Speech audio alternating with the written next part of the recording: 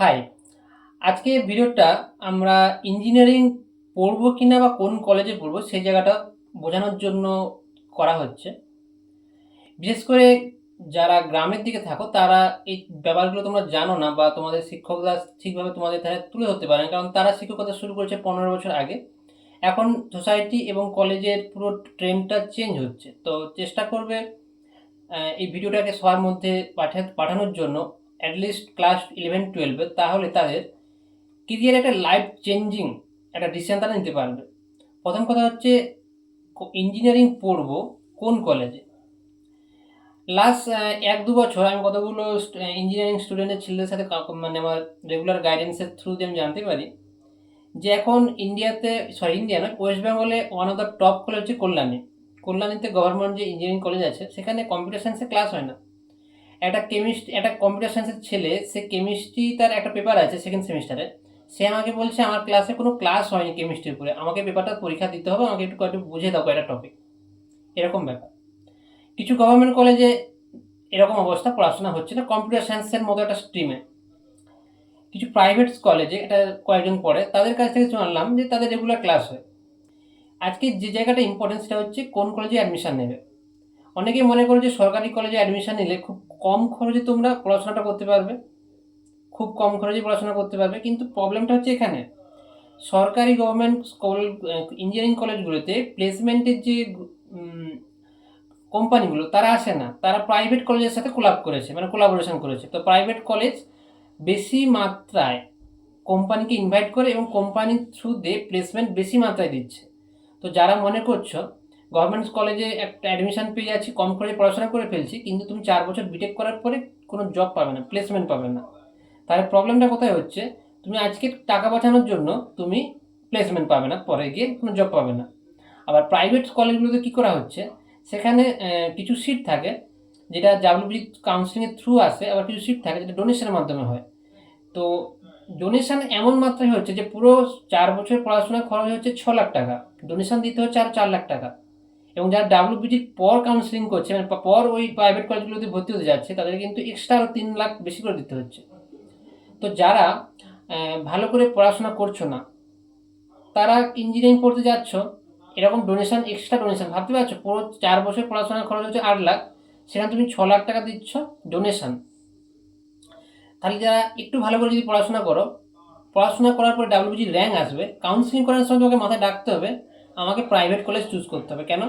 আজকে আমি 4 বছর হয়তো একটা খরচ করে পড়াশোনা করবো, কিন্তু আমি 4 বছরের পরে একটা প্লেসমেন্ট অবশ্যই পাবো। প্রাইভেট কলেজে প্লেসমেন্ট হয়, না হলে প্রাইভেট কলেজই বন্ধ হয়ে যাবে।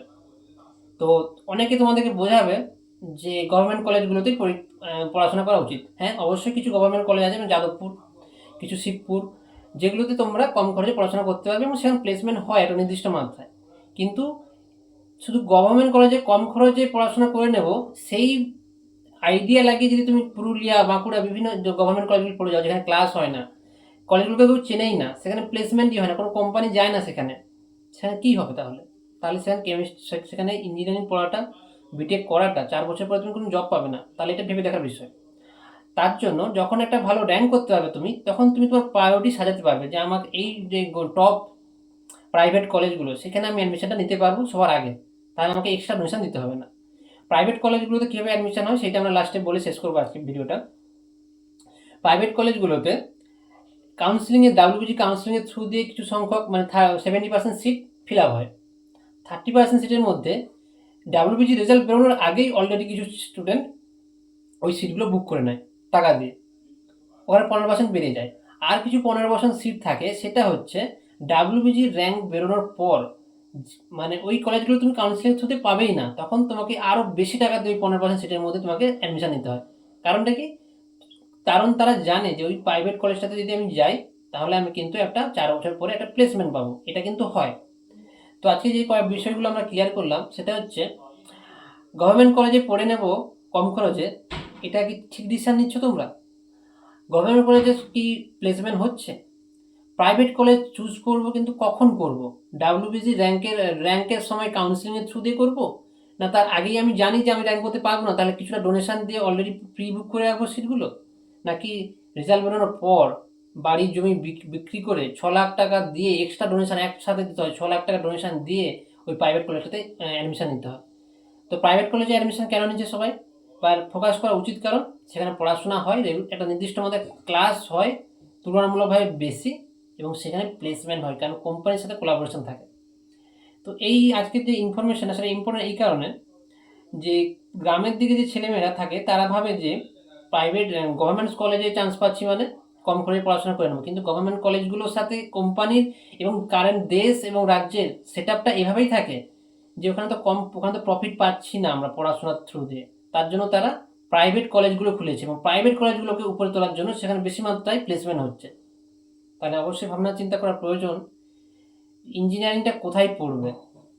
প্রাইভেট কলেজে পড়বে যদি অবশ্যই সামর্থ্য থাকে যে হ্যাঁ 4 বছর এই মিনিমাম অ্যামাউন্টটা বাড়ি থেকে দিতে পারবে, তাহলে তুমি অবশ্যই একটা প্যাকেজ পাবেই, প্লেসমেন্ট পাবেই।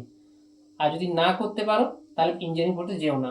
গভর্নমেন্ট কলেজে যাবে ইঞ্জিনিয়ারিং পড়তে, সেখানে গিয়ে দেখবে ক্লাস হচ্ছে না, প্লেসমেন্ট তো অনেক দূরের কথা, 4 বছর পরে তুমি শুধু একটা ডিগ্রির কাগজ নিয়ে পড়ে থাকবে, বসে থাকবে বাড়িতে। তো আশা করবো এই আজকের এই ভিডিওটা শুধুমাত্র এই ইনফরমেশন দেওয়ার জন্য ছিল যে কী মাত্রায় ডোনেশন দিয়ে অ্যাডমিশন নিতে হয় একটা ভালো কলেজে, প্রাইভেট কলেজগুলোতেও, এবং কখন ডোনেশনটা বেশি দিতে হয়। তুমি যখন ডাব্লিউবিজি র্যাঙ্ক বেরোনোর পর ডিসিশান নেবে, কারো কাছ থেকে খবর পেয়ে ডিসিশান নেবে যে আচ্ছা ওই কলেজে ভালো প্লেসমেন্ট হয়, ওখানে অ্যাডমিশনটা নেওয়া উচিত, সেখানে তোমার সারা 4 বছরে যদি 8 লাখ খরচ হয়, সেখানে তোমাকে এক্সট্রা 6 লাখ দিতে হবে ডোনেশন, 14 লাখ টাকা হয়ে যাবে পুরো 4 বছর পড়াশোনা। তো এই ব্যাপারে আমরা ভবিষ্যতে আরও ভিডিও বানাবো, সেখানে তোমাদেরকে আরও বেশি ভালো করে ইনফরমেশান দেবো যে অ্যাকচুয়ালি এখন মার্কেটে কী চলছে। তো আশা করি তোমাদের এই ভিডিওটা অনেক কাজে লাগবে। তো বন্ধুদের মধ্যে অবশ্যই শেয়ার করে, বিশেষ করে ক্লাস 11-12-এর মধ্যে তাদের কাছে এই ইনফরমেশান জানা থাকা উচিত, না হলে কিন্তু একটা জাস্ট ডিগ্রি কাগজের ট্র্যাপের মধ্যে পড়ে যাবে এবং ইঞ্জিনিয়ারিং করেও বেকার থাকতে হবে।